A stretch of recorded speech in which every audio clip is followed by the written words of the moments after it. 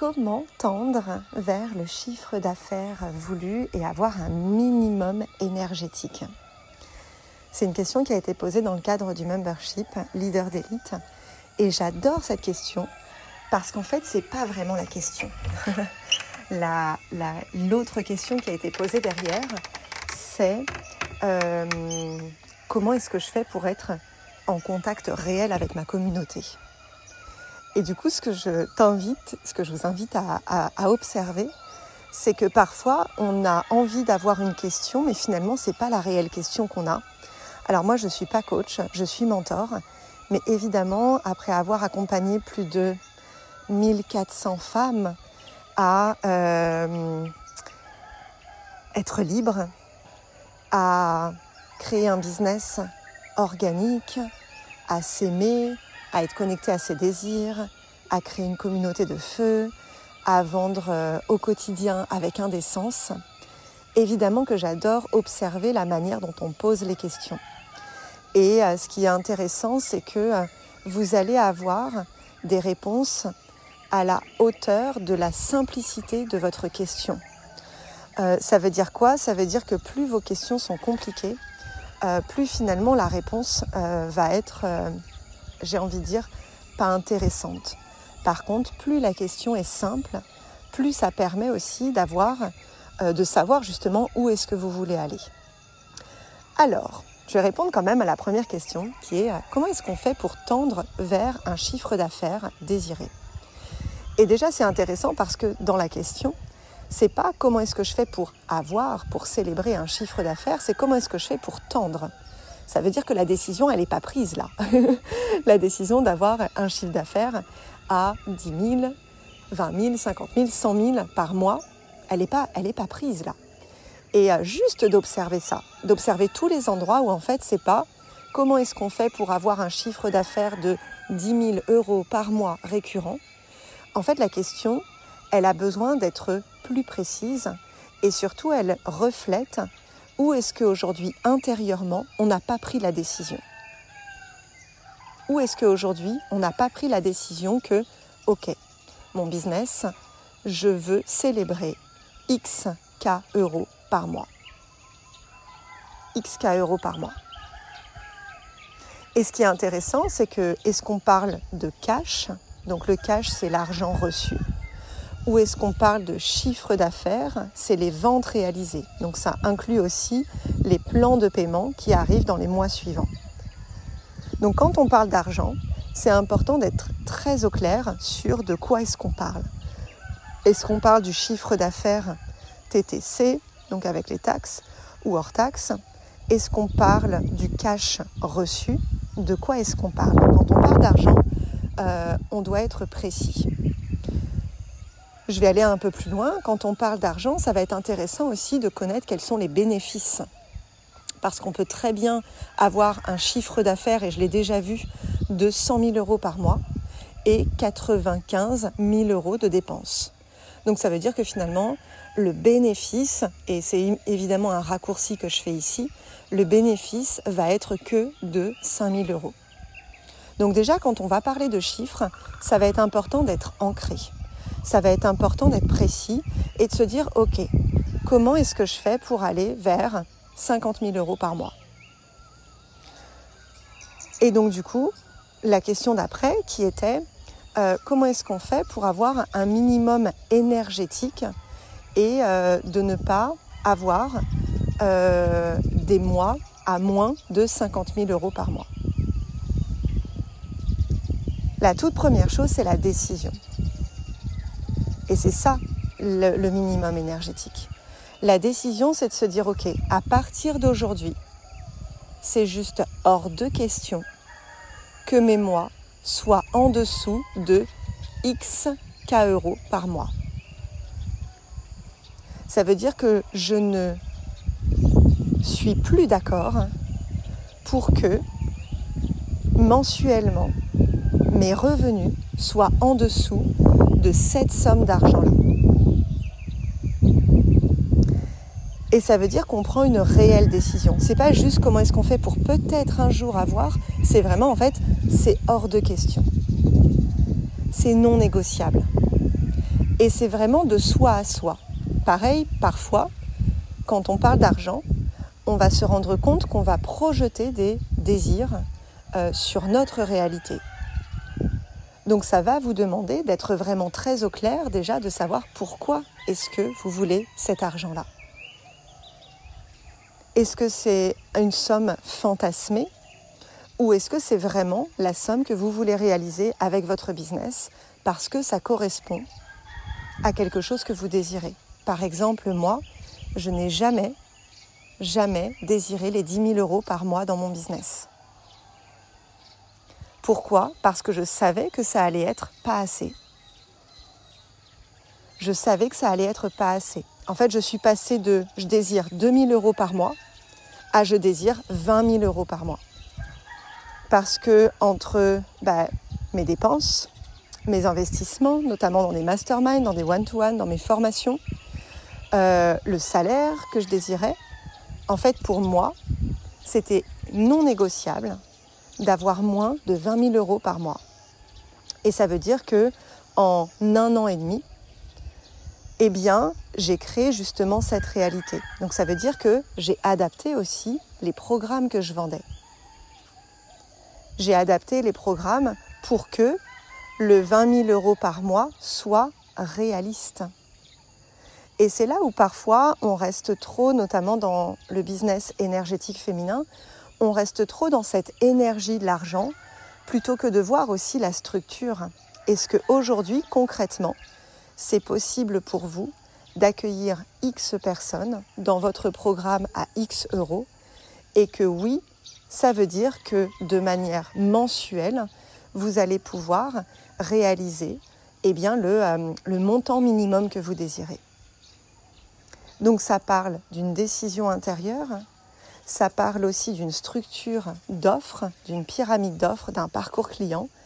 Et ça part aussi de pourquoi est-ce que vous voulez réaliser ce minimum mensuel.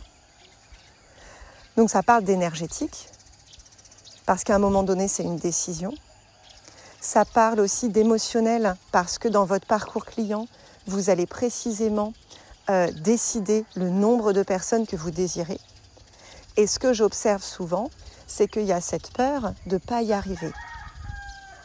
Mais ça, c'est typique de l'entrepreneuriat féminin. L'entrepreneuriat féminin, c'est souvent « je suis la petite fille à qui on a dit que je ne suis pas assez, à qui on a dit que je n'allais pas y arriver et à qui on a dit que l'entrepreneuriat était dur ».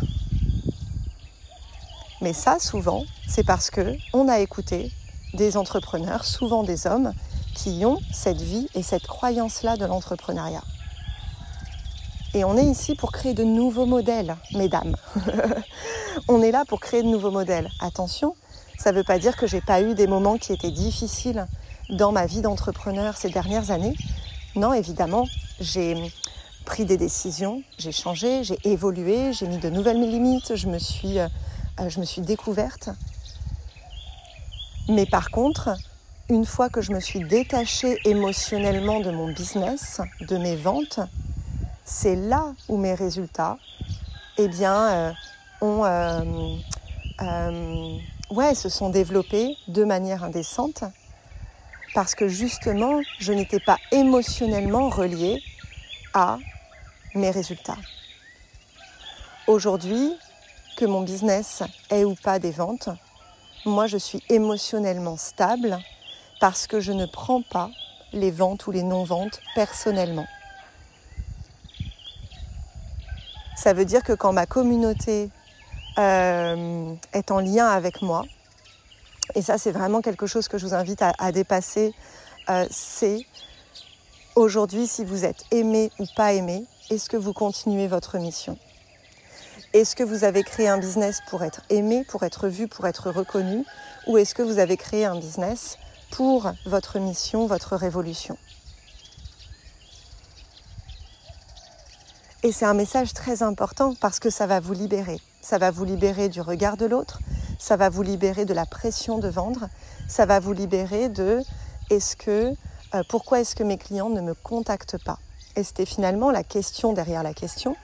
La question derrière la question, c'est je ne comprends pas, ma communauté n'entre pas en lien avec moi. mais est-ce que nous, on entre en lien avec notre communauté et surtout, est-ce qu'on ne leur fait pas peser nos ventes? Est-ce que nos clientes se sentent libres à nos côtés? Est-ce que nos clientes se sentent libres à nos côtés?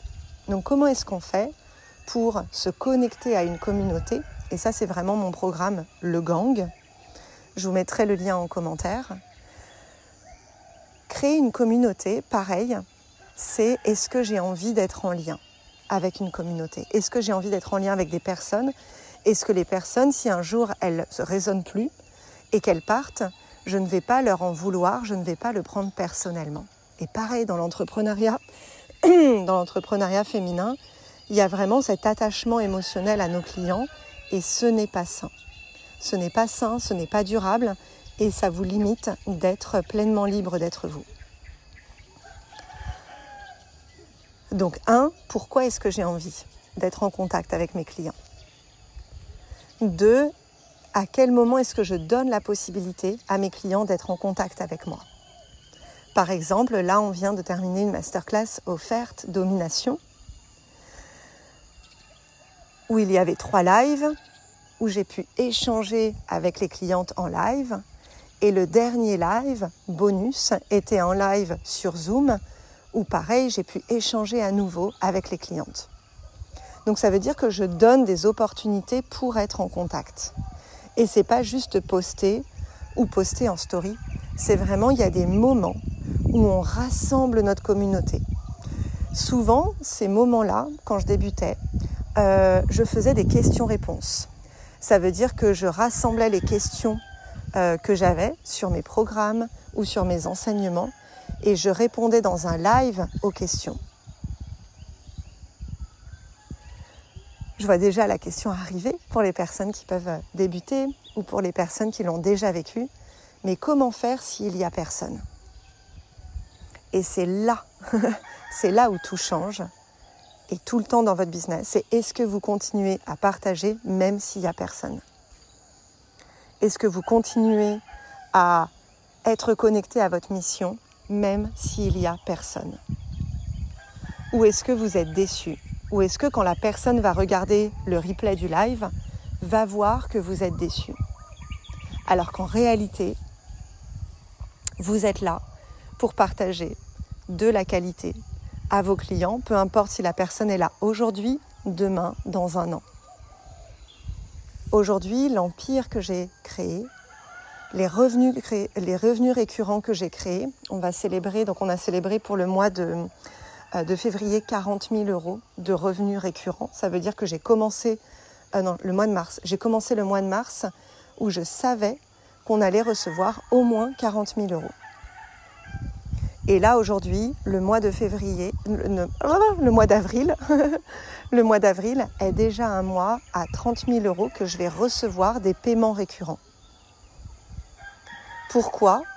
Parce que mes contenus passés continuent de vendre pour moi. Ça veut dire qu'à un moment donné, quand je me suis posée sur cette première question de comment est-ce qu'on fait pour avoir un chiffre d'affaires ou un cash par mois, eh bien, je me suis dit, voilà comment est-ce que moi, j'ai envie de recevoir cet argent-là. Est-ce que j'ai envie de recevoir cet argent-là par du one-to-one? Non, j'en ai jamais fait. J'ai jamais commencé à vendre du one-to-one, j'ai vendu des programmes collectifs.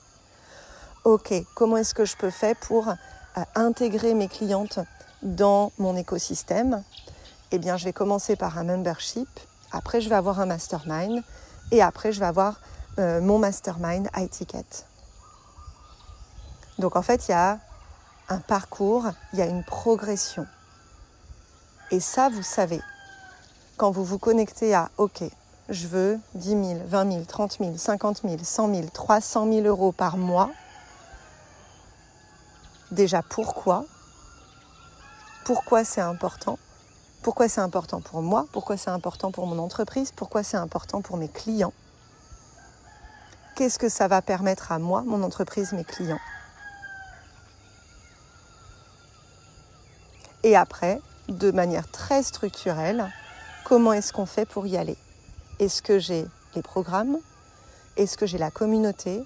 Et est-ce que je partage du contenu ultra qualitatif qui va faire que, évidemment, les personnes auront envie d'évoluer avec moi. L'entrepreneuriat, c'est simple. Et ça nous demande, notamment les femmes, et je fais une grosse généralité là-dessus, mais je l'observe, de se détacher du résultat et surtout d'arrêter de prendre les choses personnellement. Aujourd'hui, si vous n'avez pas les résultats que vous désirez, c'est probablement que vous prenez les choses personnellement. Si aujourd'hui vous n'avez pas les résultats que vous désirez, c'est que vous prenez les choses personnellement. Je vais vous souhaiter une magnifique intégration de cet audio pour rejoindre le membership et le programme modèle qui crée de nouveaux modèles de l'entrepreneuriat féminin. Je vous invite à le rejoindre dans les commentaires. Vous avez aussi le programme sur le gang qui est comment est-ce qu'on développe une communauté engagée. Et je vous mets aussi le lien vers la masterclass Domination. Je vous souhaite une magnifique intégration et à très bientôt.